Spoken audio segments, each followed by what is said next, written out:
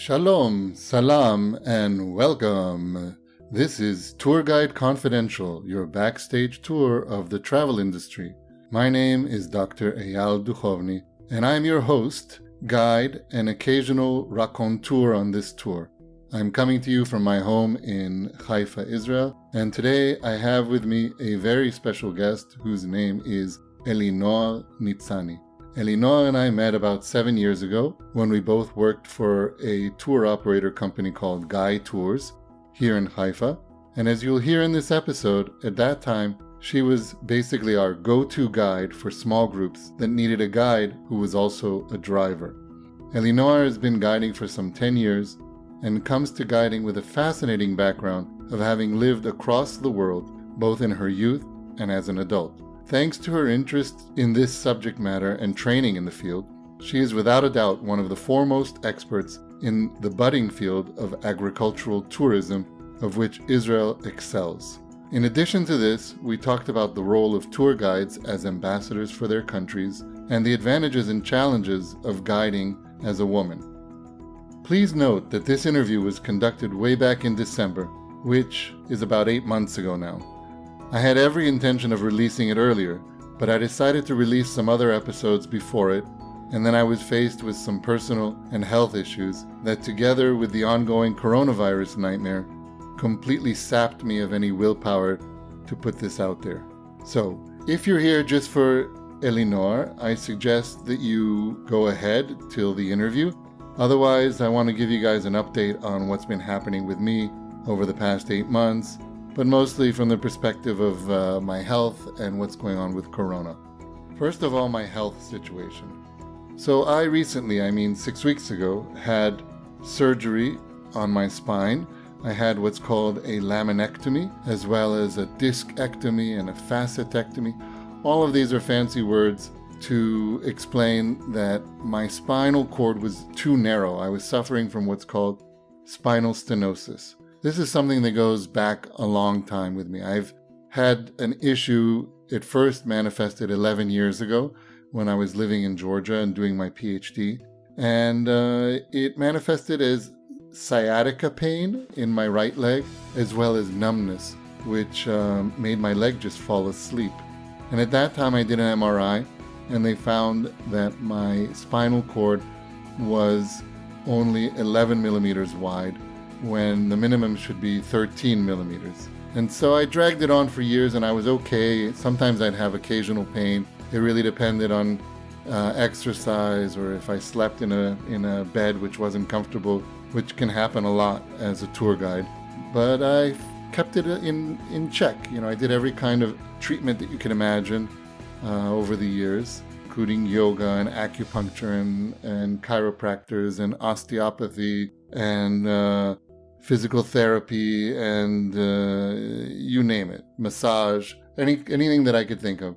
About a year and 2 months ago, after the corona crisis began, I injured it. I dropped something and I lunged forward, and I could feel it immediately. Something wasn't right in my back. And since then, the situation just kept getting worse and worse. And as you can imagine, it was a very depressing situation for me, because as someone who's a guide and someone who spends much of his time outside, walking around, standing, I just couldn't do those things. And I felt like, I had this image of myself in a wheelchair and not moving forward in life, and kind of stuck because of this health crisis situation that I was dealing with. And though I tried everything over the past year, I ended up having no choice but to have surgery. So I went to a orthopedic surgeon, I went to a neurosurgeon, I spoke to others, and in the end I went with the orthopedic surgeon, who opened up and kind of cut off the backside of one of my vertebrae to release the pressure on the nerves that was causing all of this problem in the area of L4 and L5. And thank God, I can't tell you how happy I am that over the past few weeks I feel like I've gotten my life back. So I can walk. I've been walking every day, which is the best physical therapy that I could do. And I can once again look to the future and think about guiding and doing what I love to do, which is being outdoors and exploring and seeing places. So that's the good news. Now, in terms of tourism, what's going on with tourism? Well, there's really no sugarcoating to it. We're in a pretty bad shape right now here in Israel when it comes to tourism. For a moment, I could say that we were looking at like the beginning of the end, kind of this light at the very end of a long tunnel. You could see that things were getting better. Here in Israel, corona numbers were way down and the restrictions were removed up to the point where, we even had a parade here for Pride Month, the Pride Parade, where over 100,000 people participated in Tel Aviv without masks. And it doesn't appear that there was a huge uptick in cases following it. But what happened is the Delta variant, as they're calling it, the Indian version of this virus, made its way to Israel. And at the moment, 90% of cases in Israel are from the Delta variant. And the numbers have started to move up again, and not only move up, but also affect people who were previously inoculated, who have vaccine, both doses. And Israel, has been leading the world in terms of vaccines. But unfortunately, it looks like we're headed towards another wave of corona, and the government decided that even though it said it was going to open the borders on the 1st of July, it pushed that off to the 1st of August. When I say open borders, I mean to anyone who wants to come here independently as a tourist or even in groups. It was going to be from the 1st of July, people could start to arrive, but all of our hopes were dashed. In the meantime, the government announced in great fanfare at the end of May that tourism was back, but it was just basically for the cameras. There's no real tourism at the moment, at least not any incoming tourism. All of the tourism that exists at the moment is something like 20-25 groups, which the government has allowed in. It has to be in groups. They need their PCR test before they travel and once they arrive, which is pretty standard for everywhere in the world. The difference here being that everyone who arrives also needs to get the serological test, which means giving blood. And not everybody wants to do that. There's all kinds of implications to it. And just physically it's complicated because when you're in the air, because of the cabin pressure, it changes your physiology a little bit, and it makes it very hard when you land to immediately take your blood. So they're literally poking these people again and again to try to get some blood. And then once they have the blood, you need to get results. Well, the company that offered 4-hour results was kicked out by another company which only offers results in 2 days. And so these tourists arrive in Israel and they need to be in their rooms in the hotel for 2 days. They can't go into the hallway. They can't go down to eat with everyone else. They bring them the food. It's really not an enjoyable experience if you think about it.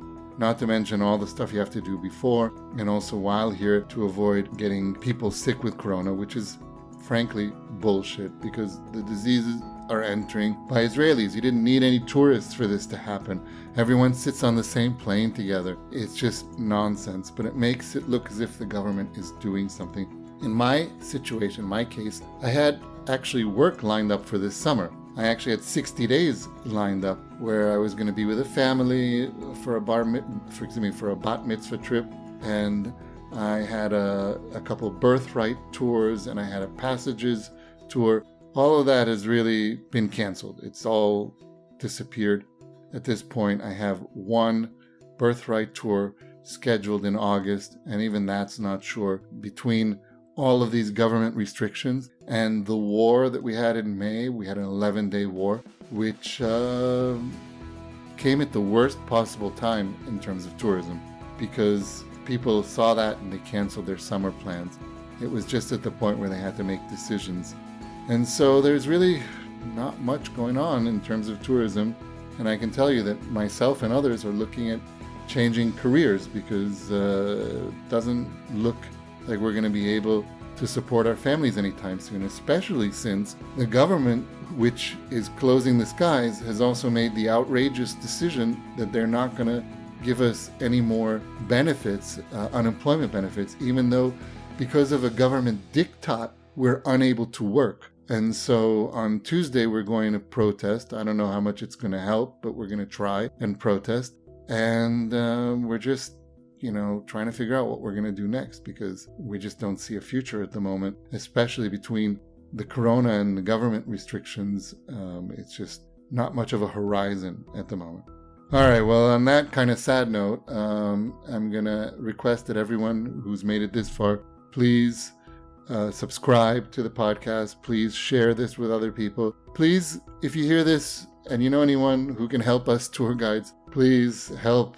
Please share the fact that we're sitting here. We can't wait to see our guests. We want to get back to work. And at the moment, we just can't do it because of these government restrictions. And I want to add one last thing. I'm not a coronavirus denier. But the moment we've got a couple hundred cases every day of corona and nobody is dying. It's been weeks since anyone has died in Israel. And the number of people who are seriously ill is somewhere around 30. So it seems excessive to close everything in the moment just because of 30 people who are sick. I don't know how many people are sick with the flu, but I'm assuming that there's probably more people in hospitals who are sick with the flu. So we need to open up the skies. We need to get back to life, and we want to work. So with that in mind, I hope you enjoy this episode. Thank you for listening, and I'll say just a couple words at the other end on my outro. Shalom, salam, and welcome to Tour Guide Confidential.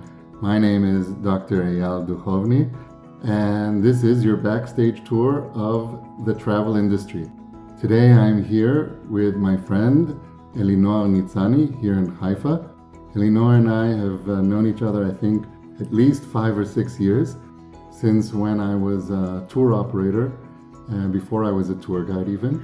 And I'm really, grateful that she's here today for this conversation that we're going to have. So welcome. Thank you. So Elinoar, as I always do with all my guests, I wanted to start with asking you a little bit about your background. Can you tell us a little bit about, where you grew up and what you did prior to guiding, and also how you got into guiding? Okay. It's an honor, first of all, to meet you and to have you come to interview me. My background is quite diverse, as life is, and I feel very fortunate to have been traveling since a young age. My father was a hydrologist, which is water engineering, so that took us, when I was in kindergarten age, to Peru, to Lima. He worked for an Israeli company in some research of arid lands. And actually the first language I studied was Spanish, to read and write. Of course, we spoke Hebrew at home. And afterwards, he decided to continue with PhD studies. So we moved from there to Reno, Nevada, in the western coast of the States. And there I studied my first years of school in English, of course. He finished his studies, and then my mother pursued her master's degree there. So they studied University of Nevada, Reno? Yes. Okay. Do you know the place? yeah, I've been there actually. Oh, really? Yeah, I was on a program called Tahoe Baikal Institute, and so we were on Lake Tahoe for several weeks, and that's actually where I met my wife during that program. Exactly. And it was affiliated with the University of Nevada in Reno, so I've been on the campus and everything. Okay, so I didn't realize that about you. See? Yeah, it was quite long ago. It was around the end of the 60s, so it has changed quite a lot. Now everything that you hear associated with the name Reno is Las Vegas and gambling, but those days were a little different. And then I came back to Israel actually as a Ola Hadasha, quite, to school. Ola Hadasha means a new immigrant. Right. Yeah. And from 4th grade on, and then we had another sabbatical year of my father in Missoula, Montana. I was a sophomore in 10th grade, 16. Wow. And another opportunity to get to know another part of the States and a different community, because Missoula and Montana is in the glacier, not far from the Glacier Mountains, and there my father worked in an Indian reservation trying to help them change from old hunters-gatherers to agricultural users, and that was another project. And Missoula is also a place where, today it's a very hip kind of university town, Back then, I wonder what it must have been like going to high school there. And yes, very hippie type and very it was nature, also back then. Okay. Environmentalist attitude. It's a giant state, Montana, but a very small population and very nature-loving people. And not many Jews, let alone Israelis, of I course. imagine. Yes. So we were actually meeting with a few Jewish families in a Methodist church there. Okay. But it was a nice cooperation, and I think also it exposed me to all these interfaith possibilities that later on, and now in my old age, I pursue myself as a tour guide. And then I came back. But what I see is this pattern again and again with tour guides. Almost all of them, without fail, are people who have either lived abroad or really had multicultural lives, what I call liminal kind of experiences. They're here, they're there, but they're not really here, they're not really there. So it really impacts, I think, our ability to work with tourists from different places. So I think this is something, a pattern which is repeats itself. After high school, did you come back here to Israel for your military service? What did you do after high school? Yeah, sure. I lived actually in Montana only for 1 year, but I was in high school in Bat Yam, the city I mostly grew up in, which is not far from Tel Aviv, and I was active in the Scout movement. So as such, we got drafted together as a unit of the Nachal.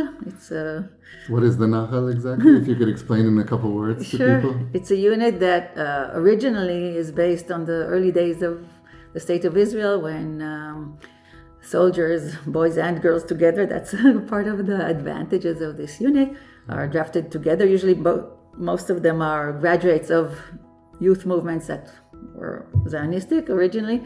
And they are involved in kibbutz life. In the old days, kibbutzes that were on the border of Israel, they had a part in guarding and taking care of the security issues. Well, also founding settlements. Sometimes they would use Nachal to be the first group that arrives at a place, which might be a bit inhospitable, and then the Nachal would help build up the place. Right. Even our group, so many years later, we were part of a Heachzut, which is like a new settlement in the Galilee, which now is called Hoshaya, which is a nice... it's a nice town, yeah. But our group, we had to even work in the fields, taking out the stones, preparing them for sowing, plowing. And that was when I practiced my role as shepherdess. I worked with a herd of sheep. With the sheep. Wow. Yes. And that's the source of my becoming vegetarian. You and Kadishman. Yes, I love sheep. The artist Kadishman painted. Now he's passed away. Was also a shepherd at one point, and then he painted all these sheep, which he's famous for today. So you were like Kadishman in that sense. I don't have any artistic abilities, but my love for nature and sheep, I think, originates then, and turning vegetarian also. And this kind of youth movements that you talk about, these were probably, I don't know, I'm asking, these must have been, kind of left of center.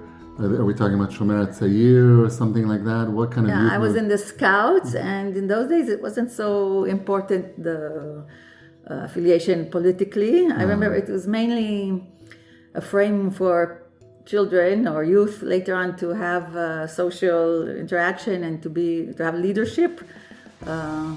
Many of those friends still to this day, now when we meet so many years later, really it shaped their future and their social ideas and role in life.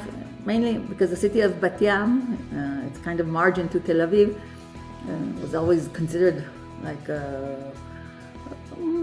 maybe low-class area, but it's really not the truth, and people there are wonderful and shaped a lot of their skills from these youth movement. Well, I think these things are fantastic because one of the things that you notice in Israel, different to United States, where there's this kind of sense of everyone is independent in the U.S., right? Here, there was a sense of social solidarity, which was from an early age inculcated. I see it even with my kids, like go through the grades with the same kids, right? So they have a cohort so that they create this kind of bonds of social solidarity. Whereas when I was going to school in the US, every year we'd be in a different, homeroom with different kids. We didn't know who we were going to be with. Everyone was on their own. Here, from the youth groups and from the schools, I think that there was this kind of building of social solidarity. And that's true. And we really are reliant on these, we call them chevre, on these groups of friends that we follow them from the age of youth, sometimes in the army, and in my case, yes, because we drafted together as a group of scout graduates. And then after the army, which part of it was served in a kibbutz and part was in a settlement in the Galilee, many people decide to stay in the kibbutz and to fortify the youth or the new members of the kibbutz by bringing new blood, so to speak, from the outside, which that's what happened in the kibbutz movement during the years, that many of the young children move, and they, on the other hand, want to get out of the kibbutz. Just so that our listeners who may not be familiar, just in a couple words, if you can explain, what is kibbutz? What does that mean to you, from your experience? Okay, kibbutz is like a collective, a cooperative unit that its economy is based on agriculture. In the early days of Israel, it was the main success economically of the agriculture was due to the hard work and labor and ideology of these kibbutz members. They mainly came from Eastern Europe and Russia, Poland, and had this ideology to give up all of their private belongings and to share, to be like a commune in the socialist, communist ideas. Egalitarian also. Right. Yeah. Way ahead of its time in that sense. And to share everything that they had, including sometimes the children, growing them together, very good and high level. They had education. these children houses where children would be raised together, in a sense, being children being seen as kind of belonging to the collective rather than to their parents, right. to the kibbutz itself. They were kind of produce of the kibbutz in a sense. Right, which had its good and negative sides as well. Of course, the kids became very independent and hardworking and had ideals too, but the connection with the parents is questionable. And these days now, so many years afterwards, there are lots of... there were feelings of abandonment at times, and I think today there's no kibbutz in Israel that has these children houses anymore. It doesn't exist. Right. For many years now, for maybe 20 years or more. That's true. Yeah. So from there, I decided to study agriculture, not to stay in the kibbutz, like many of my friends did. So you went to study agriculture in Israel, or right, where? In Rehovot, which is a branch of the Hebrew University in Jerusalem, right. And I enjoyed it greatly, and I met my husband there. When you say agriculture, do you mean, is it called agriculture? Is it agronomy? What are we talking about exactly? It's the Faculty of Agriculture of the Hebrew University in Jerusalem. Mm-hmm. So actually the first year is general science oriented year in Jerusalem. I don't know how it is today, but it was the case more than 30 years ago. And then there are specializations during the second year of the first degree. Mm-hmm. You can choose your area of interest. So I chose it's called plant protection. It's also a very wide subject of how to protect plants from pests, or insects, or from diseases, or from different other problems of the soil or the nature of climate. And then in the second degree, I specialized in plant pathology, which is phytopathology. It's diseases of plants. This is your master's degree, you mean? Right. Okay. And I had a very interesting research about how maybe to produce a natural herbicide for weeds, which is a big problem with all the chemistry of herbicides that is now very well known, that's not very healthy for not only humanity but the whole environmental system. The idea of my research, not only mine, the department to which I belong, was to produce artificially a disease in the plants, may by a fungus, by some spores of some fungus that attacks this plant naturally, but to raise in the laboratory this fungus and to spray it instead of herbicides on this special weed that he researched. And it was really just the basic stages. I'm quite sure that it hasn't developed a lot, but that was the time that like organic agriculture and bio agriculture was kind of in the beginning days, when it was still a side branch in agriculture, not the mainstream. And that's again why I met my husband in this course of organic agriculture that was not part of the courses of the university, but on the side. And now everybody knows, and it's become quite mainstream, and the awareness to that has become much more. Okay, and after your studies, you also lived in a variety of places. Did you work in your field, or Right. how did you end up in all these different places? The agronomy took us because of my husband's job, that he studied soil sciences and worked in fertilizer companies and Israeli companies that sent him abroad. So we lived again in the States, in Florida, and there was mainly a mother because I had 2 small children at the time. And then we moved back to Israel for a while, but in the south of Israel, so it's another environment. And where exactly? Near Kiryat Gat. We lived in a moshav, which is another agricultural community, not like a kibbutz where you share exactly everything, but each family originally had some plots of land, and they didn't divide it equally, but they had a social structure and a mutual bank account, so nobody can go bankrupt. Anyway, I worked in a company that was called Hazera for seed production, and worked for a special laboratory that researched the viruses that some plants can have and how you can make them immune. So. And then after that, where did you go? And then, my husband was sent again to Spain.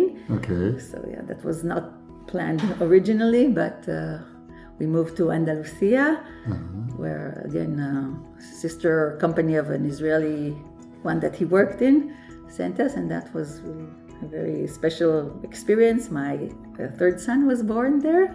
We lived in Sevilla. Okay. And later on we moved to Madrid because of another change in his job plan. Okay. So it ended up that we spent 15 years in Europe. After we lived in Spain, we moved to Italy.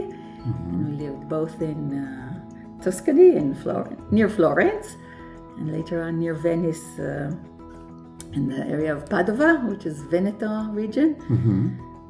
Really wonderful and fortunate chance that we had. Again, wasn't really planned, but it was all because of the work experience of my husband, and we went all along with him and came back 10 years ago. Okay. Did you work in Europe when you were there? Mainly volunteering, because after my kids grew a little bit, there was a lot of cooperation in the schools that they were studying in, which are mainly international schools, of the parents. It was kind of a wide known thing that expats gather together, and one of the members of the couple, usually it was the men then, was working for a big company, and the wives mainly had a lot of time, so they did a lot of activities at the schools. So I worked as a librarian. Sometimes I gave some science classes to the kids. I did some courses of science and cooking, just fun activities, but we all felt a big community of expats, and in some cases there were many Israelis there too, but in others very wide diversity of cultures and countries. And again, that helps, I think, to shape your future career, but also to the children. I recommend it a lot, to become open-minded and no biases against anyone. No, I completely agree. And, as you know, I've also lived in different countries and also with my family. But when I think, for example, every year we would always do Hanukkah. Right now we're in Hanukkah period. We would always do a Hanukkah party. And, Hanukkah is a holiday where you're actually required halachically to publicize the miracle, right? And so I would always do this. And I have photos, from southern India, from Madurai, where we'd have, with all our Indian guests, lighting the candles and explaining the background and stuff. And I loved it. But on the other hand, it was sometimes lonely, being the only Jewish family in an area, being the only ones who are lighting candles or doing something for Sukkot or Passover, Seder. To be the only one was special, but it was also kind of, lonely in many ways. And we would try to incorporate our neighbors and work associates, but it still felt quite lonely. What was your experience like, in terms of living that way, so far from home in a different culture? I agree totally that you have two sides to each coin, but it's a chance, on the one hand, to enhance and strengthen your identity as a culture, as a religion, as your background, because there is no other option. So it forces the parents mainly to put a stronger emphasis on teaching the children about the background and their belonging. I think for the kids it was wonderful, and I'm quite sure actually that they absorbed a lot of knowledge actually from it. Was a type of a homeschooling about our culture. It depends also where you live, because in some of these international schools that are, again, for me it was really like a prize to win, to have my kids enrolled in such a school. Sure. They're very costly and not everybody can afford it, but in some companies it's part of the situation that there is no other option for expat kids to study, and they don't have enough time to learn the language, so they go there and speak in English while they incorporate the local traditions. So in the international schools, it's part of the curriculum to be open to all the different cultures, and although the children are in a minority, they're very proud to present in it, to share it with all the other students in the class. So it gives them a lot of strength and passion to talk about their own religion while learning from each other. And there's no good or bad, or mine was first or yours. They find all the common things about these cultures. I think if you study this at a young age, like my kids were fortunate to, then you grow up as very open-minded adults. And I wish all of the adults in our region could have this in the school, because it changes your approach to life, to people. Yeah, that's what, Mark Twain famously said, that travel is injurious to prejudice. Right. This kind of idea that, when you get out, you meet, then it's much harder to be prejudiced to other people. Right. But on the other hand, as you said, the negative side is that you always feel different, a minority. And again, I think this is the role of the family, because your house, although you move so many times, is where the family is, and that's where you get your feedbacks and strengths. But children don't always like to be different. So in that sense, it sometimes has a price. Yeah, I understand. So you came back 10 years ago, and what did you start doing when you came? Did you come straight to Haifa 10 years ago? Right, because my husband found a job back in a company that he worked for before. And the first year, actually, I was a governess to my 13-year-old son, which he spoke Hebrew at home, but he never studied it at school. He was born in Spain. So I helped him with the studies, and I came also to his school twice a week to help other new immigrants. It was like a class to enhance their written and writing abilities, because to speak it's first thing and it's faster and easier. But he was in 8th grade, which is kind of a tough age, and his bar mitzvah year, he did it a little later, or 7th grade actually.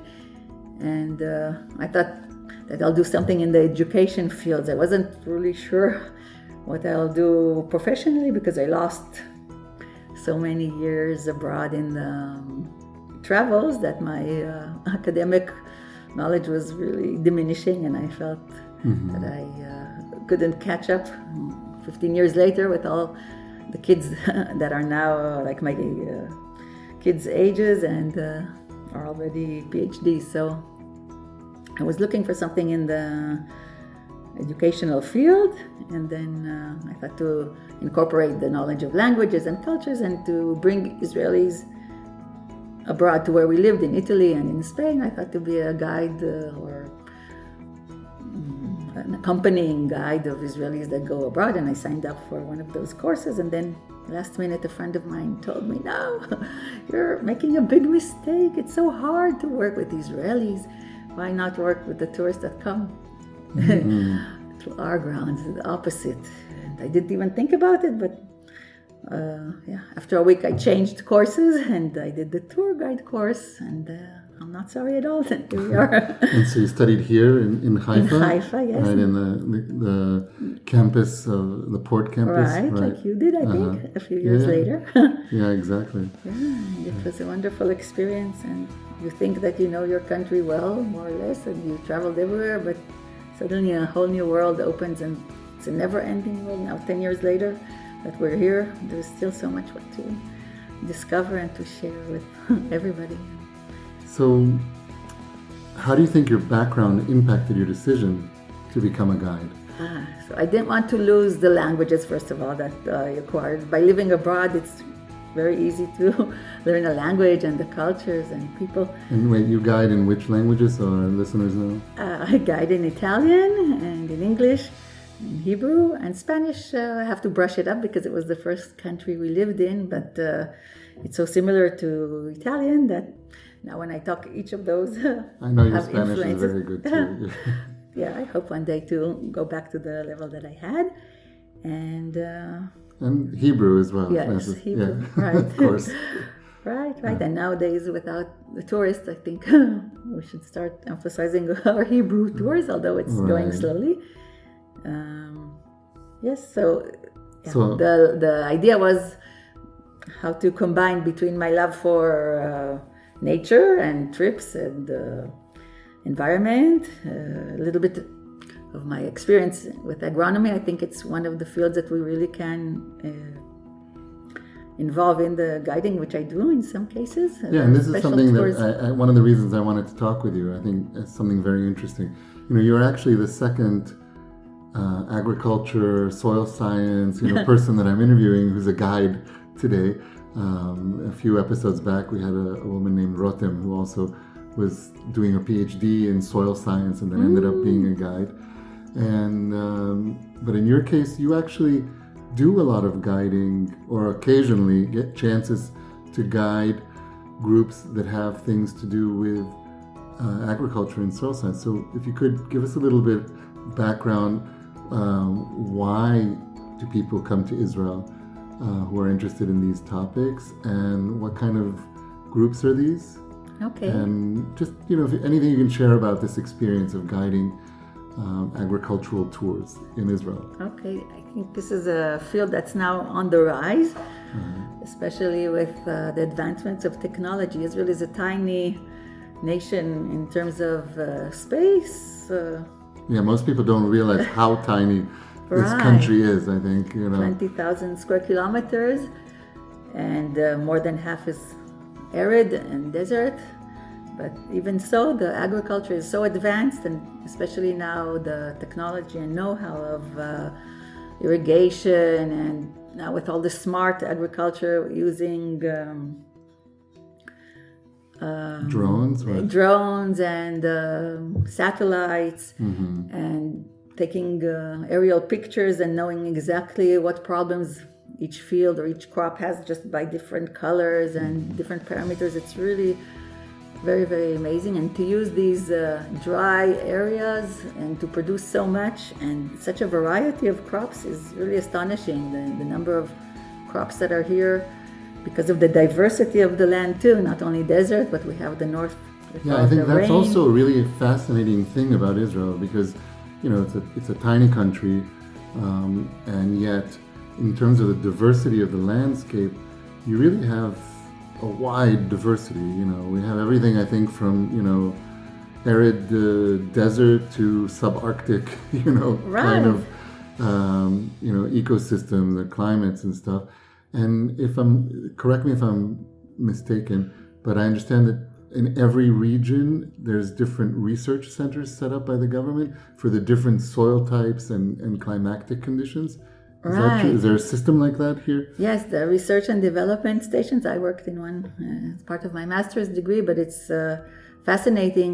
Also, the center is near Tel Aviv. It's the Volcani Center, and most of the research on a big scale is there. But they have these branches all over, from the north in the Upper Galilee, which is an area of mainly fruit trees.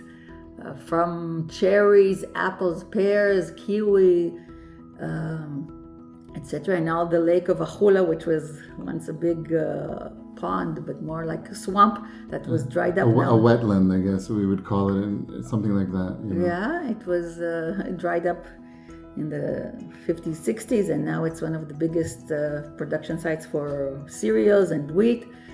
And now all the time there are innovations there, from like quinoa, which is not basically Israeli crop. We have mushrooms that are grown, of course, indoors, but now there's a new success of growing truffles. That's also in the high areas of the Golan. And I think Israel if I recall, Israel is the first country that was able to grow truffles. In the special combination of... so not just in the wild, but growing it. Right. And they're even growing it in places like I heard around NITZANI. They're growing. That's where it grows naturally, but it's a different species. But even it's very, very hard to produce in the lab, or even to imitate the nature to grow truffles, because you need really special conditions. And there's research ongoing for years, and now there is a success. But even in the far arid areas of the Negev desert, because of irrigation systems and using treated water, because the water is so scarce. Wonderful crops of vineyards and jojoba, I don't know how you say it in jojoba, jojoba, for oil, and it's endless, and all the time new species are bred, and traits that are needed, like for longer shelf life or different taste, is just every year new discoveries are made, and implied with there's a combination between the research stations of the Ministry of Agriculture to the farmers. There's a very good connection. Their first few years of trials and experiments, and once the few years pass and it's confirmed, then they start growing it on a very wide scale. And still, though the agriculture is just a small part of Israel's economy, it's a fascinating field, and I think there is a lot to learn there. So what you were saying about groups... What do you mean by small part? I mean, how much is it today? Less than 3%, I think. It's really? 2.5%. Wow. Because in the 1950s, Israel's biggest export was oranges, of course. So we were a very agricultural economy in the 1950s, to the point now where you're saying it's like 2.5%, 3% only of the economy. That's a pity, because also the land has been taken. A lot of the land for agriculture has changed the destination and turned to real estate, and real estate is more profitable many times than agriculture, and so fields have been turned into neighborhoods, basically. All around. But the knowledge, the know-how, and the genetics is a field that you still don't need so much land, and that is exported too. And also, you didn't mention, but I know that in Israel there's all this kind of hydroponic, greenhouse kind of growth, so you can do it in any place. Right, now it's also on the rise, all the different alternative energy resources, and yes, the hydroponic is really on the rise, because you can grow your own vegetables in small areas in different containers, or without the soil. Actually, it's detached from the ground, and sometimes it's in the air. I mean, there are places where I've seen it where they're growing stuff. Just the roots are out and it's in the air, and they're being sprayed occasionally, by water and nutrients. Right. So the possibilities are really endless and all the time on the rise. Okay, so we have all this infrastructure in Israel. We have all these different research centers. We have different climatic zones. And Israel is, world renowned for its research in agriculture, most famously the drip irrigation, but many, many other things as well. And the result is that people come here to learn from Israel, learn from Israeli companies about it. And when they come here, that's where you come into the picture, right? Sometimes, yes. I really like these tours because it's emotionally in my heart, and I'm proud to show off what Israel has to offer. So mainly my experience was associated with Agritech. We have this international fair every 2 to 3 years, which is a big collection of exhibition parts from all over the country of machinery, technology, crops, and it has an interest all over the world. Lately, many Indian companies have acquired the irrigation companies of Israel and different technology aspects of it. So many groups come from India, and I had a few groups associated with that. I mean, they come for a few days to the exhibition. Then we have a special tour to see hands-on fields or companies, greenhouses, etc., depending on the interest of every group. And usually some tourism, classical tourism, is incorporated on those tours too, which is also interesting for me to see the reaction, how the people are different in their Yeah, because their cultural context is different, right? So if you come with a Christian group, even if they're not practicing Christians, the stories that are connected with the New Testament, are fresh in their minds. Whereas an Indian who comes here, they grew up on different stories, right? The Hindu stories. So for them, it's not as resonant, maybe. Of course. Yeah, and it also has such a vast option because sometimes I have guided, for example, people that are just into fruit trees or specifically, different varieties of pomegranate, for example. So they want to see all the greenhouses, the nurseries that are associated only with pomegranates. They don't want to see anything else. Sometimes people want to absorb new ideas and to kind of steal or to take from here things that apply to their countries, and it could be anything new. Even aquaculture, different fish or algae or biotechnology, because that's another thing, for example, in the faraway desert in the Negev. I should definitely do a tour of aquaculture with you, because my PhD was actually on aquaculture in India. Wow. Yeah, so I would love to do this tour with you one time. Yeah, now algae and not only fish. Algae all the way in Eilat, right? That's where they're growing. Also, but there's even a near, Japanese guy. in Nachal Alexander, near Michmoret, there's a new... Okay. We didn't know that. See, we have a lot of interest. Yes, we do. And once I had an Italian, for example, guest who was, I think, a main PhD or even a professor of livestock and cows, because he was in the Bologna area where they have, not far away from that, the Parmigiano production of cheese. And he came here on a special duty to find out how he can convince cow growers in Italy to have their cows eat different grass or weeds, not weeds, what do you call the herbs, that have been irrigated by treated water. Because in Israel, of course, many crops are being irrigated by treated water that is safe. But in Italy, because they're very, very strong on the taste of every fruit and vegetable, and they were very, very suspicious to let the cows that produce the milk for the Parmigiano have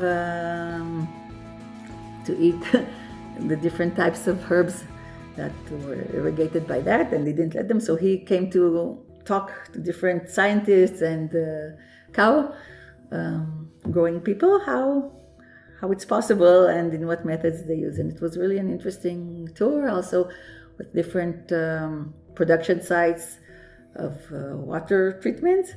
Which is also another field which Israel is a leading, leading the world in this field, in the sense that I think you can maybe tell me the statistics. What is the percentage, more or less, of wastewater here which is reused For agriculture. I think it's the first in the world. Maybe We are the first in the world. Yeah, somewhere over 90% of our wastewater is reused for agriculture. And the second best in the world is, I think, Spain. It's somewhere in the 22%, somewhere around there. So we're far and away. Of course, we're much smaller than Spain, but still. Here it's mainly used for tree crops or for irrigating like dates, grass. I know they use for dates. Dates use a lot of water, and so use the It's still not for like green leaf vegetables or crop vegetables. That's probably going to come also one day. But even for tree fruit production, it's. But another thing also is when it comes to desalinization and use of water from the ocean, not only for drinking purposes but for other purposes as well. So another leading. Have you had a chance to guide any of that? Yeah, the same person from Italy. He wanted to see also the desalination plants. We had a tour in near Palmachim, and he later on we visited the Negev research station in Ashalim, and he tasted a few products that were irrigated in the desalinated water, or brackish water. And in some cases, it even causes a improvement of the taste of some vegetables. They say that some type of tomatoes, again, bred by Israelis, are even better after they're irrigated. Irrigated with desalinated seawater. Interesting.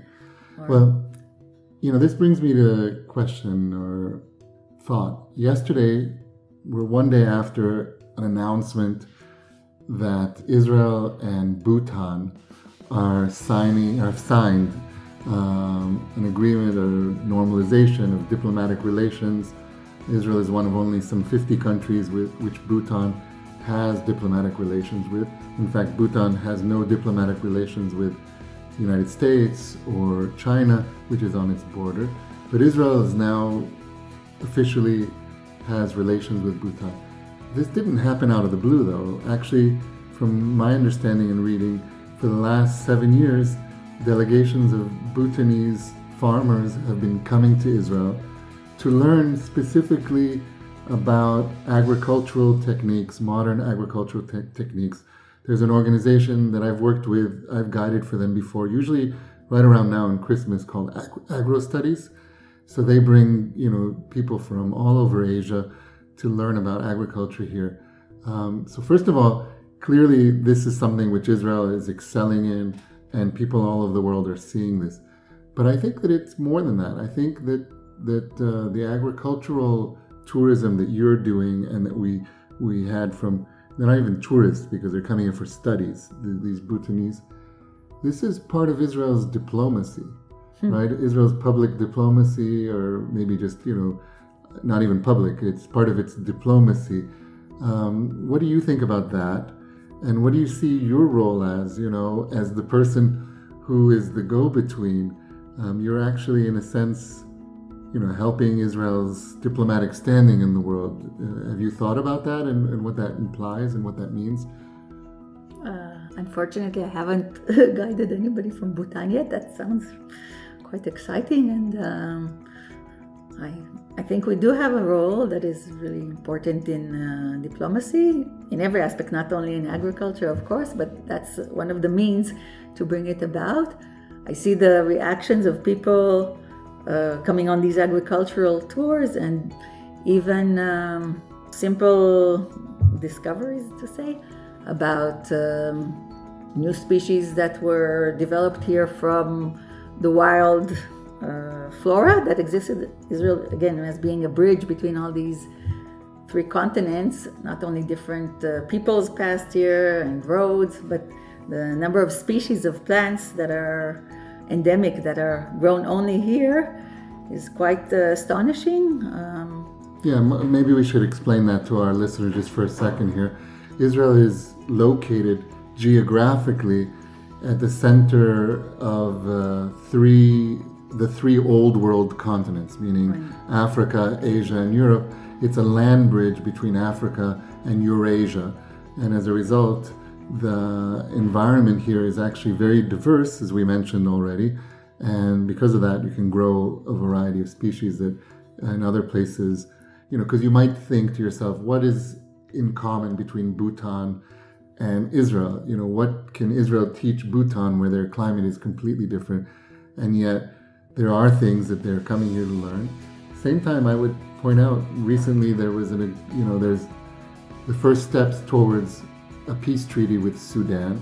And one of the things that they kept saying, the Sudanese were saying, is we need this kind of assistance, right? So we have parts of the country which look like Sudan here as well, and we grow things there. So this agricultural, engagement and tourism is very important to Israel's diplomacy as well. And as the tour guide, you're kind of at the head of this. You're the person who people see. So how have you thought about that and what that means? Yes, I think again that we should enhance it more in the tours that we normally do with many of the agencies that usually don't have time for that because it's the classical must-see areas. But if I have a chance to be independent or to make the itinerary myself, I almost always incorporate one day of agriculture exposure. And again, I was saying that many of the special things that we can boast about here is again taking some of the original wild species of plants that are part of a very special collection that grows only here.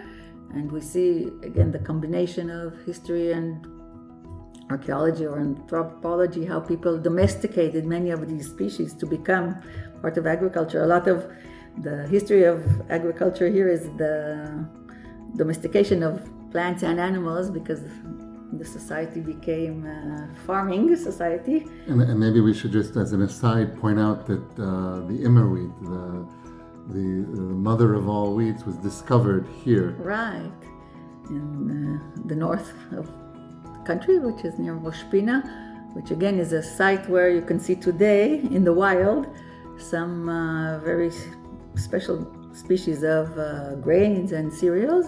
And one of our agronomists that was famous for this discovery. Aronson was his name, yeah. Yes, he brought it about, and from that species in the wild were produced species that are much easier to cultivate and with a higher content of protein, for example. So is this part of the green revolution you're talking about? Yeah. Right, and then yes, so in the tours also to show the people not only the modern agriculture and technology, but also where it comes from, and some of the old biblical species that are mentioned. I think it's a nice combination of the whole philosophy of kind of the tourism to show not only the present and the advancement, but how it relates to our ancestors here or whoever was living here and used it as a beginning way of how to combine their local life and So here's a contentious question. Traditionally, or in the research of the last 30 years, typically when people talk about where agriculture was invented, they'll talk about Turkey, someplace in like Çatalhöyük or someplace around there.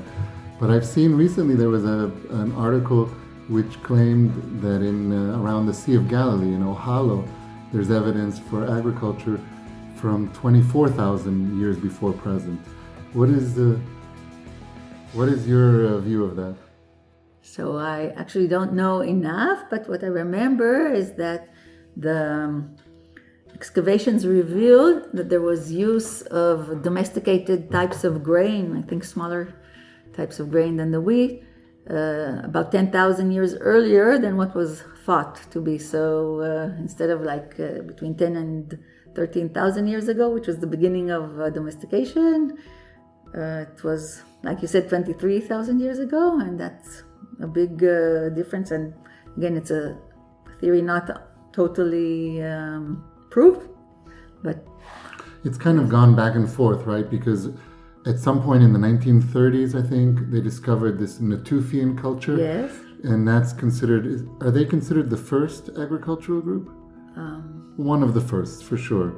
and it was discovered here, but then they discovered things in Turkey which, pushed back the timeline. And now this is, again, challenging that timeline. I think, though, what's interesting about it is that Israel, long before it was Israel, was a place of innovations, right? And I suspect that it may have something to do with our geographical location, because people from different places were passing through here.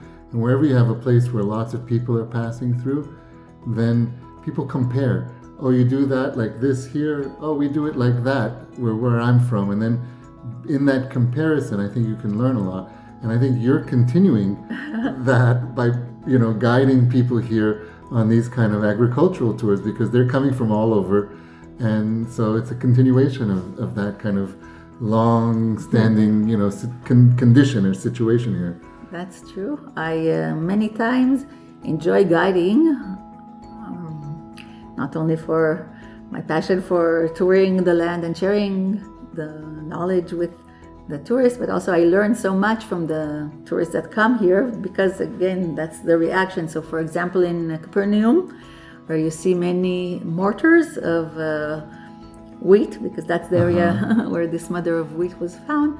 But in the Roman times, it was a big center for flour production, and from basaltic stone sometimes, because that was the local geology. I had one tourist from Portugal that said that in his backyard they have a mortar that's very, very similar, the same size and the same shape of the mortar that was found in Capernaum 2,000 years ago. And I thought that's very strange, because we're talking about so long ago. And he said, yes, even my grandparents used to grind wheat in it, because it's like something very respectable in our family. And later on, thinking about it, I thought that the Romans were also in Portugal, and they had their mills and mortars also there. So probably in one of those villages when they found it, the modern dwellers continued to imitate the shapes and sizes of those basins or mortar and pestles. And found it probably to be convenient until these days.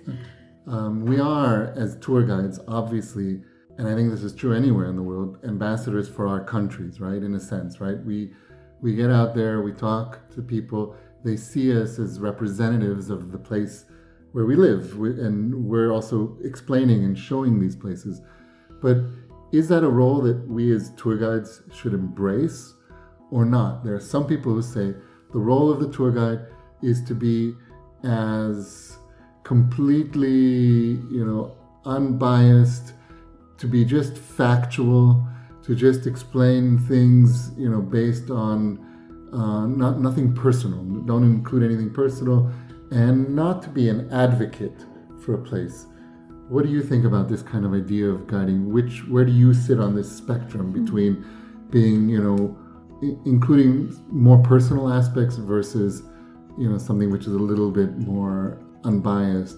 Yes, I believe that we definitely are ambassadors, and we should be, but it's a very personal question, because the things that I like to show is, of course, the things that I love about this country and that are positive. Again, it's a subjective subject, but we have so many things to boast about, and that's what I try to show. I usually don't go into politics. If I do, I try to show all the sides of it, not from one point of view. But I think we can be ambassadors even without necessarily entering into the politics, because through the live actions of people and the daily life, you can be very truthful to the facts of the developing country and how it has evolved to this point, encompassing again all the history and Zionism, or the reasons for us being here. Again, I think the code is to show neutral aspects of life here, but with all the positive outcome of it. So it's a special type of ambassadors, I think.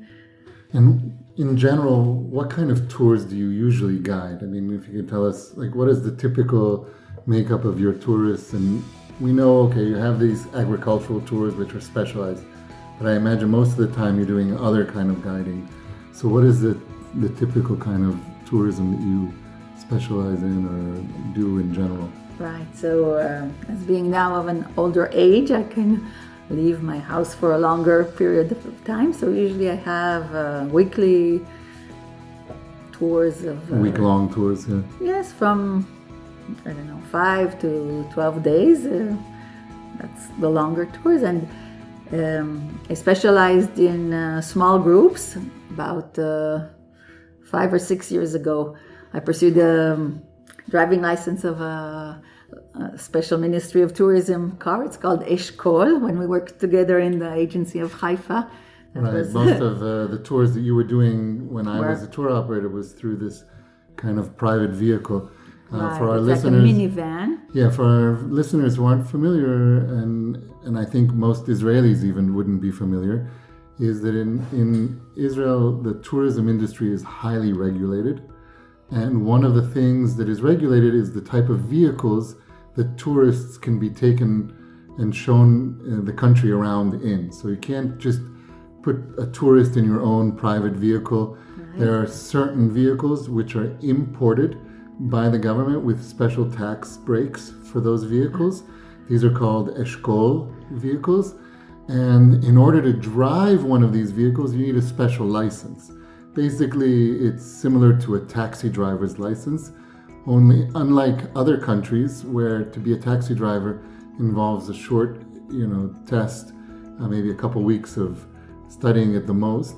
In Israel, to get a taxi driver's license took me almost 3 years. I don't know how long it took you, but it takes most people 2 years to get this license. Right. And so once you have it, you can drive in these Eshkol vehicles. So you said 5-6 years ago you started? Yes. The first years of my tour guide experience were mainly big groups and a lot of cruise ships. Mm-hmm. And then I was questioning the fact that if I should do this much longer, because it wasn't a very positive experience. It was really a good boot camp. But the mass tourism and the big lines and the panic to lose some tourists here and there in the old city. Which has happened to all of us. Yes. A lot of pressure caused me to change idea. And then since I did this special Eshkol license, it really was a positive outcome for me. I like working with or small families or even like business visitors. Many of the Israeli companies that they want to give like a special day or prize to their guests, they send them for a few days or 1 day of a tour outside of all the meetings that they have. And then it's really nice to get to know the people personally. With the family tours, again, it could be like a bar mitzvah or bat mitzvah tour for a very close family. Sometimes it's more than one family. And again, some people, like a few groups of friends, a few couples. Also, it's a special dynamic in the car. These Eshkol license permits us to guide up to 16 people, I think. So it's usually, or a minivan, from 2 people to 8 or 9 in a car. Sometimes it's bigger. And so with the companies that we work usually as a driver and guide, that's quite a challenge because sometimes... not driver and guide, driver who is also guiding. Right? Yeah, that's our... Because you can have both. You can have a vehicle where there's a separate driver and you're guiding. Right. Or when you're driving and guiding, and that has its own challenges. Very much so. Yeah, yes. What, for example, share with us? Yes, there was one time that it was quite a hectic itinerary to take a person or a family from Haifa to Jerusalem on a day that was a cruise ship that came. Oh, okay. Right? So these are people who came off the cruise ship, but they decided they wanted a private vehicle, Right. and you were guiding them Yes, and driving them. and driving them, of course. And then in Jerusalem, and these days in general are very, very strictly planned because the tour has to end in time for the cruise ship to launch back to some other So countries. the cruise ships, we should point out, we both, Elinoar and myself, we both live in Haifa. And Haifa is one of it is Israel's largest port. And so we do get cruise ships here. When they come here, the cruise ships, we do tours to Jerusalem and other places. But we have very strict deadlines. Because the cruise ship, for every hour that it's docked in port, they pay thousands of dollars for every hour to be docked. So if they leave late, it's a big issue because it's a financial loss to the cruise ship company. So as guides, we're enjoined always to bring our guests back, long before the deadline, so that they don't end up paying more money. So what happened in this case? In this case, although I thought sufficient time to come back on time from Jerusalem to Haifa, there was a big traffic accident on the highway, the main highway from Jerusalem to the north. And the time that was expected to be back was a few hours after the ship should have gone back. And there was a big stress. And of course, I had to show the tourists in the car that everything is okay and life is as usual. But on the phone with the agent and his helper, there was a lot of tension. And I was feeling that I would have to bring them in the end to the airport to let them fly and catch the ship. Yeah, which is what they do in cases where people miss the ship, because the ship ends up sailing, and so they have to fly them to the next ship's the destination of the ship. So what happened in the So end? luckily for us, and taught me a very good lesson for the future, of course, that many other tourists from the same ship were late because there were buses and other Eshkol vehicles stuck Also on the in that same traffic accident, jam. yeah. And luckily the ship delayed its departure in a few hours, so everything was okay. But yeah, that was one of the lessons that I learned by that. But again, it's a wonderful experience to guide. I like these small groups because you get to know them a lot better, and you can change the itinerary exactly according to their needs. Because sometimes in the big groups with the agencies, they have like a very general itinerary, and to some people it's good, to others not. But in these small tours, it's really tailor-made, and you can be very flexible.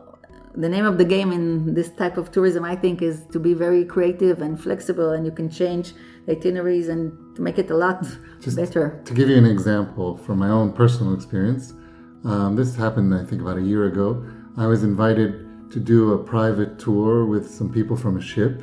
It was a couple who I was told want to go to the Sea of Galilee and see some of the sites around the Sea of Galilee. So I came prepared. I always have my little, I have this kind of folders with pictures, with explanations, with all this kind of stuff, audio-visual kind of materials, AV stuff. And I came and I arrived and I said, okay, so we're going to go here and go there. And they're like, wait a minute. We said we want to go to Jaffa. I was like, really? So I went to make sure that it was really the right people, and it was. And somehow the ship and the tour operator decided that they wanted to go to the Galilee, but what they really wanted was Jaffa. So I said, fine. So we just drove to Jaffa and we spent the day in Jaffa. Of course, I didn't come prepared for that, but I can guide Jaffa anytime. But I didn't have my little folder with the images. But this is the type of stuff that happens to us as tour guides. We have to be very flexible when we're working with people, because we really never know. Right. Not only the conditions can change, like the traffic jam, but our guests may be interested in something completely different than what we were told. Yes, I had a total change in plan for a whole week. I had a traveler from India, lonely one person, Muslim from the south of India, who the company, the agency who I worked with, was sure that he was Christian. They didn't even ask, because in some cases they think it's too private to ask exactly about your background and your interest. In some places they really do a very thorough research. So in this case, they assumed that he was from south of India, so he would be a Christian pilgrim, because I also do a lot of pilgrim tours for Christian from different denominations. Anyway, it turned out that he was a Muslim, and he actually came here to research or to be exposed to the connections between Judaism and his type of Islam, which is not the Arab Islam of the locals. It was fascinating. Again, I learned so much from him, and I had to change the whole itinerary day by day. He wanted to pray every day in a mosque, which was not the course of the places. Luckily, the accommodations fit to places that I found every day some alternatives, and we visited really interesting places also for myself, but it was a total switch in plans, and it was in the end a win-win situation, because we learned so much from each other. And then from that tour, he brought his family the next year, and the tour was totally planned very well, but yeah, he helped me guide his family in that area as well. That sounds like a really interesting trip, and also the fact that he came back with his family, I think, is wonderful. And that's one of the things that I really love about guiding, is that you make these connections. You know, I'm friends with so many people who I met through my tours. Me too, yeah. It's a really endless array of connections and future relationships with families and people that really are from all over the world. So in that sense...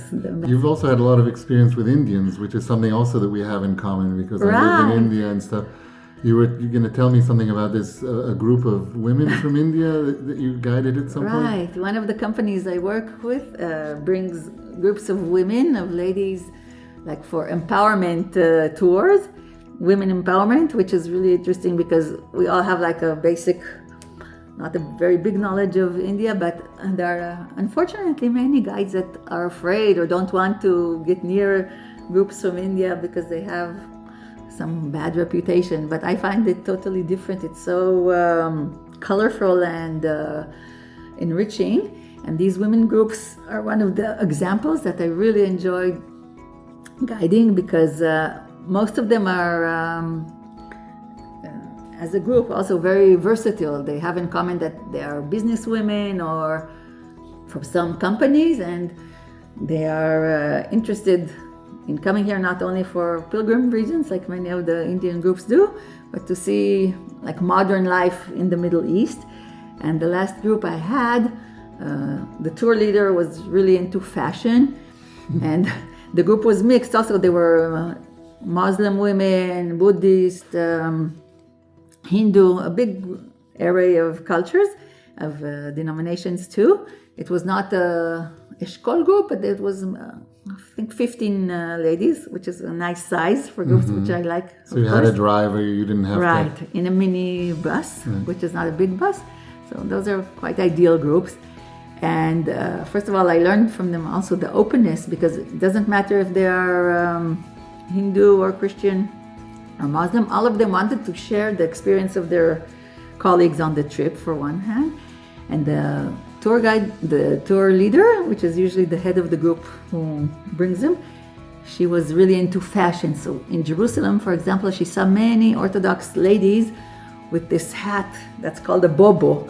Okay. Some of the modern new women that are from Orthodox families, that are religious, Jewish families, wear this hat that it's very special and ornate, but it covers their hair because they're not supposed to exhibit their hair. Is it the ones that go up? Yes. Yes. It kind of looks like Marge Simpson from the Simpsons. Right. Or to them it looked like Nefertiti. I don't know, some Nefertiti also, had some Egyptian. Right. They didn't know anything about where it comes from. They thought it's a fad here of women. They couldn't, at the beginning of their tour, tell if this was a Jewish lady or an Arab Muslim lady, nothing, but they liked the look of it. So the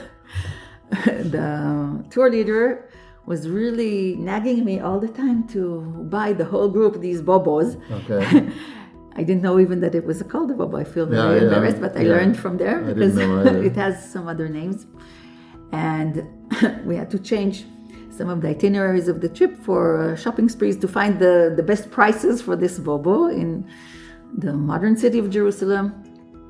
And so we did, and she kind of forced everybody to go around with this, but together with that came a dress, some kind of attire from the old city market, from the bazaars, of kind of a belly dancing dress with paillettes that she loved, and also she convinced the whole group to buy.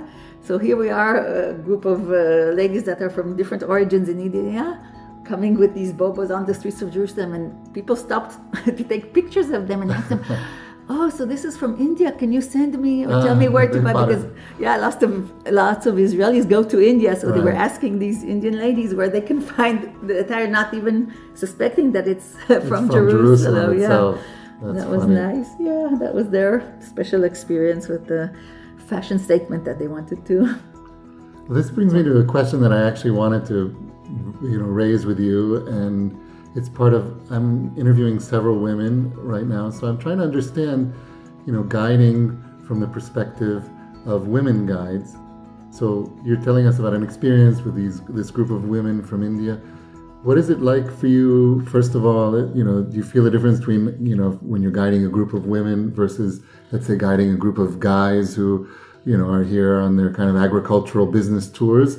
That's the first question. The second question is, what is your experience as a woman guide? I think you have an interesting background in the sense that I don't know what it was like 30 years ago when you studied agriculture. Were there many women in your cohort? There were already then. Okay, so it wasn't considered like a male field. In the soil sciences, for example, where my husband studied, there were very few women because it's a lot of physics in those days. Right. Today it's probably more even. Yes. And but I feel in the tour guide world there are lots of women. There are many women tour guides, no doubt about it. Right, but not so many maybe doing the outdoors, the tiulei shetach, what we call, which is in nature, backpacking.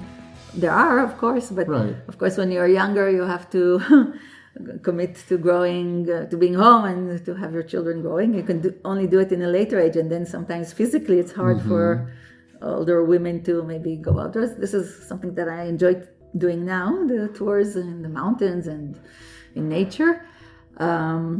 Sometimes I guide really businessmen that are here for some conferences or special professional tours, and it's a very interesting encounter as well, because just socially sometimes they feel kind of free and at ease to talk, like to me as a psychologist, and to ask me about their wives and ladies. It's sometimes an extra part of the job. I mean, you always have to be a psychologist, even with family groups, and you have to make them feel, of course, I feel sometimes that I'm a mother to all of my groups in any case. But with businessmen, sometimes it's very special. Once I had a group from Taiwan, very, very nice men that came here to Tzim, to the shipping company. Very important people. They had some investments to do here, and they were interested, mainly the head of the committee, with art. So the tour was in Caesarea, not far from Haifa, in Caesarea, to see the Roman excavations, but I saw that he wanted to see art, so I took them to the Raleigh Museum, and a South American artist, and he was so knowledgeable. Coming from Taiwan, I was really shocked, and I learned from him about many of the artists that I myself didn't know. And then they had a meeting here in Haifa, and it turned out, because they were first on the tour in the archaeological site, they didn't have ties with them, so they asked me, "Can you please bring us to a shop that we can find ties?" And I called my husband, who was, "Where do you find ties in Haifa in 5 minutes?" He said, "No, bring them home." So we brought the 4 men here, and we opened my husband's closet, and he said, "Choose from my ties." And then they came back.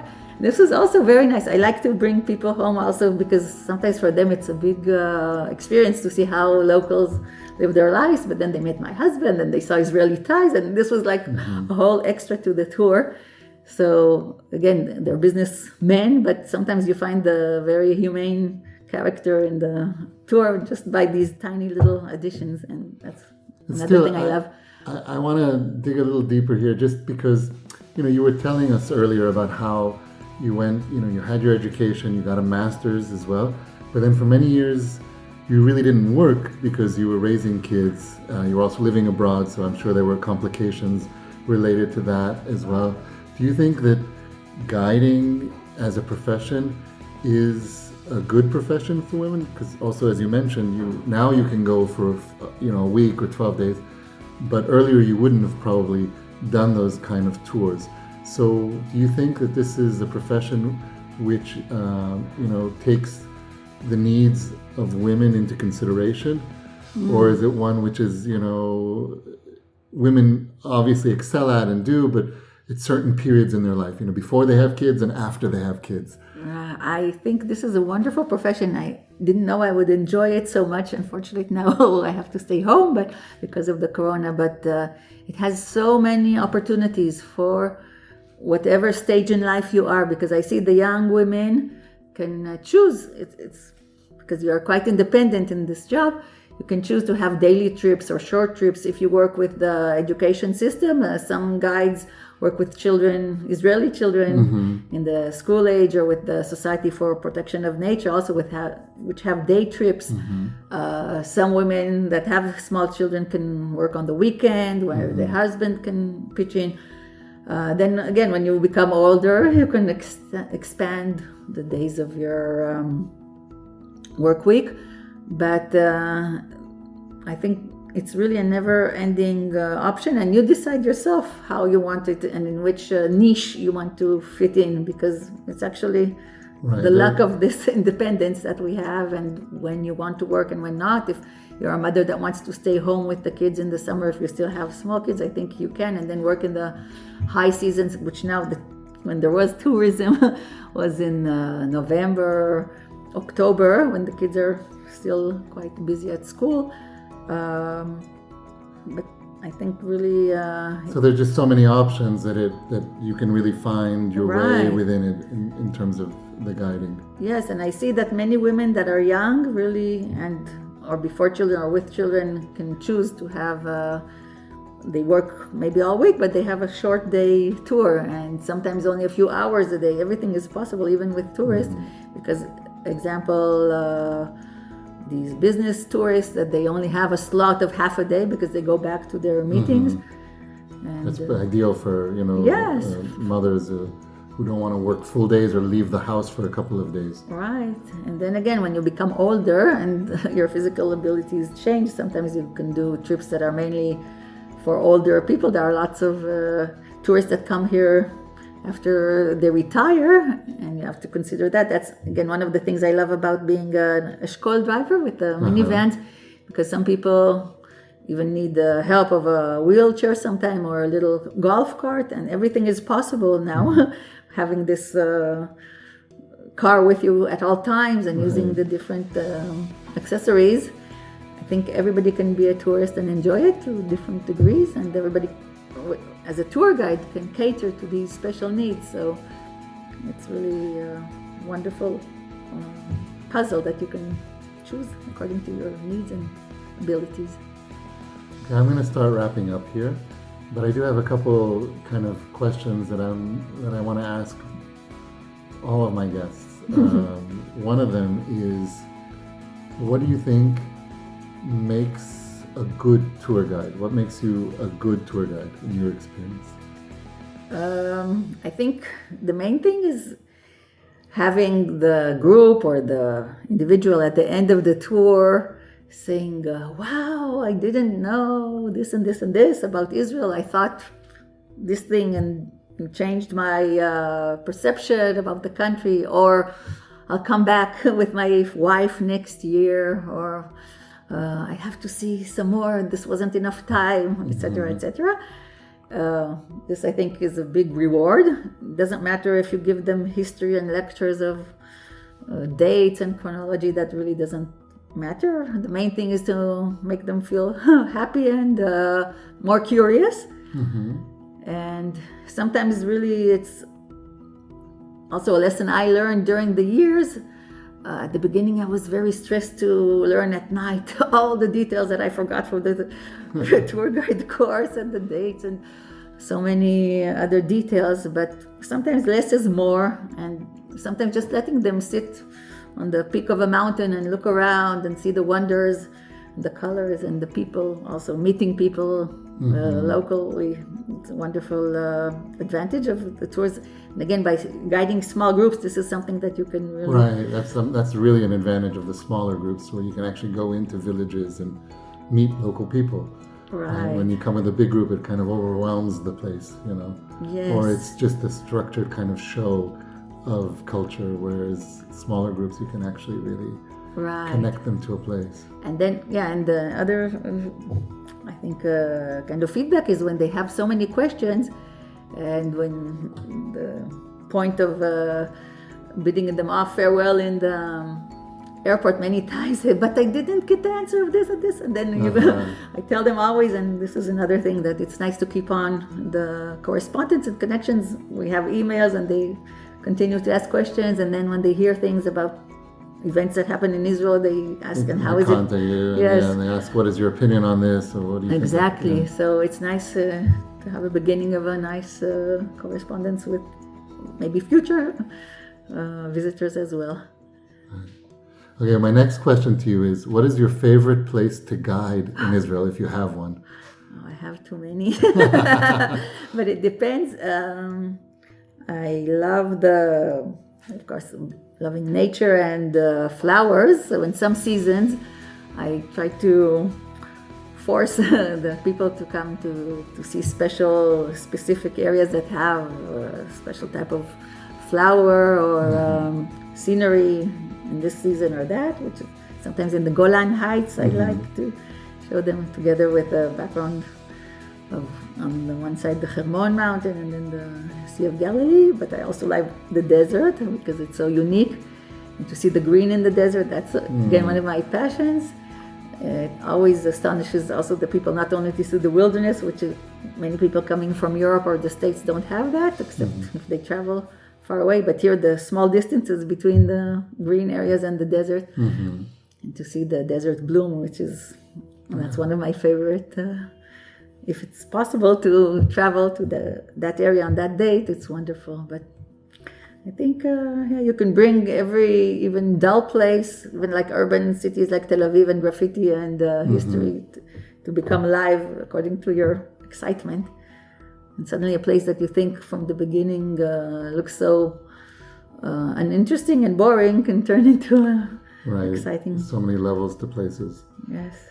All right, my last question has to do with our current state of affairs. So how have you been doing this period of COVID when there's really been no work at all?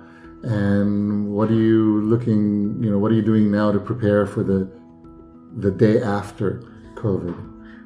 Yeah, so I've been enjoying actually the nature in my close vicinity. In the times of the lockdown and the quarantines, we could walk around this area. So I actually discovered my really close wadis and nature paths around my house. The Carmel, which is the mountain that we're living on in Haifa, has so many unknown beautiful corridors and nature, and that's one of the things I discovered, just local urban routes that I think I can use it both for Israelis and for tourists, because Haifa is kind of on the side. It's not always the main center of tourism. Yeah, unfortunately, we don't get as much tourism as I think this place merits in terms of its history and beauty. It's really a special place, the Carmel Mountain, but it's often bypassed for other places. People usually see the Baha'i gardens, which are wonderful, and some of the downtown, which also is really interesting. But the nature here is just very vast and so close, and I think it's a good reason to stop here and not only kind of pass it on the way. I've been doing some courses, studying myself, or just deepening my knowledge and refreshing some classes, and doing many trips all over the place. I think like yourself, I walked the Golan the path. Trail? You did the whole trail? Yeah, Wow. which is nice. We did it with friends, not in one go, but in a few days, and it's wonderful. I mean, back and forth. And some other trails in the desert, which I didn't know. And again, the tour guide course is wonderful, but there is so much more to discover. Sure. And especially with the high tourism that we experienced in the last years and the crowds everywhere, I thought we really need to start taking alternative tours, because sometimes the time that you spend in the traffic jams or in the line to enter some special site, you can really avoid by just taking to some other alternative, not well-known route, and again, using our luck and fortune as a tour guide, which is a driver, and being flexible as such. Right. I think that's a very big advantage that we can use in the future when tourism starts again. All right, well, I want to thank you for your time, and I would really like for people, if they want to contact you, for them to know how to contact you. Maybe an email address or Facebook. What is the best way to get in touch with you if someone wants to? Yeah, I'm still working on my website, but one day it'll become a reality. I have an email address, and I'll give it to you. Yeah, right? No? You can say it right now. Okay.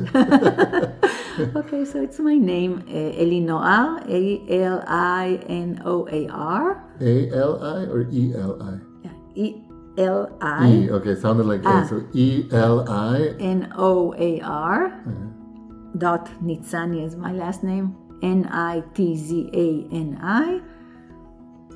at gmail.com. Okay, and I'll add this into the program notes as well, so people can find that information there.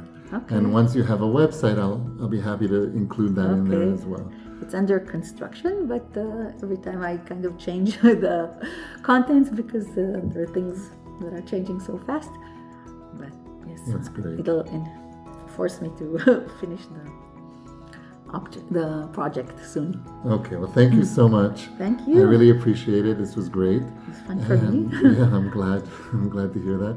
And yeah, and like I said, I'll put all this stuff in the program notes. And thank you. Thank you very much.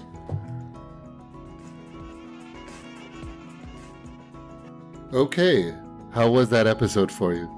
I think that one of the things that comes out from our conversation with Elinoar is really what a caring and compassionate person that she is. It's no wonder that when I was working as a tour operator, that she was really one of our go-to guides for tours in general, especially for tours where tourists needed to be driven around. I recall, actually, I wanted to share this, that most people think that tour guides, that all we do is basically we're on vacation and we're getting paid to be on vacation. But I think that what we do really is, kind of a service for people. And I can give you one example of that, which is that one of the times Elinoar was invited to guide was for a mother and daughter. The mother was dying of cancer, and she wanted to show her daughter around our city of Haifa, where she had grown up, and she needed a tour guide to help, explain some of the things that she herself didn't know about the city. And so we took Elinoar for that job, and she did an amazing job. All right, I don't want to make this any longer than it has to be. I had a big intro, it was a long interview, but there are two things that I wanted to say and I wanted to, discuss. First of all, it is that, this episode, what you listen to right now is from 8 months ago. But in many ways, for us as guides, really nothing has changed. I mean, not one day has really passed in terms of our situation. The skies are still closed. There are still no tourists. Recently, I was reading a book. It's a book which is a recent bestseller on the New York Times list. And when I got to the epilogue of the book, it started talking about back when there was a lockdown in March, and it was, scary, and everybody was home, and they were talking about COVID as something which was, a historical event, which was finished, and that was that. Whereas for me, I'm still living that. I mean, and so are all the thousands of other tour guides here and around the world, many more than that, who are still living this nightmare of COVID. It's not over for us. I mean, for us, in many ways, it's no different now than it was during the first lockdown. In some ways, it's, a bit more depressing now, because during the first lockdown, I'd go out in the morning and all the cars would be here. Whereas now, I'm at home and everyone else is at work. And the only difference is that my unemployment is about to run out and I don't really have anything that can replace what I've been doing for years now, and also I don't have any opportunity to work. So it's really not, it's frustrating. When I listened to this and I thought that 8 months have gone by and really nothing has happened, it was very frustrating. The other thing I wanted to say was that 2 days ago I went to a protest rally. This was tour guides protesting the fact that the skies here are still closed, that we can't work, and that our government benefits are running out. And this was probably the best attended protest that we've had so far. But it left me profoundly troubled and sad. There's really no interest in our situation. I mean, a couple hundred tour guides got together and protested, and there was not even one news station that, could spare a reporter to come and talk to us. I kind of thought to myself, if a protest happens and no one's there to report it, did the protest even really happen? And while, our leaders were saying, don't worry, this is going to end up on the news, we're going to send videos, we're recording this, it's going to happen, I didn't see anything on the news. There are some Knesset members who are speaking up for tour guides, and I really, really appreciate that. But they're doing it, because it's the right thing to do, and because maybe they have some personal connection to a tour guide. But there's really no sense that anybody really cares. The Israelis can leave the country and travel, so they feel good about that. But tourists can't come in. And the government, in a very cheap way, kind of can just say, well, look, we're protecting you by keeping the skies closed. Meanwhile, all the variants are here, and the disease is spreading again because the Delta variant came in, which is inevitable. There are going to be other variants, and there's no way to stop it at this point. We're going to just have to learn how to live with the coronavirus. And so it's time to open up the skies and let us tour guides work. All right, I went over more than I wanted to. I just want to please request that you share this with your friends. If you like this episode, please like this on Facebook. You can send me an email to tourguideconfidential.com if you have anything you want to ask or say. And I appreciate you guys being here, and I hope to get another episode out to you in a couple weeks. So thank you very much. Until next time.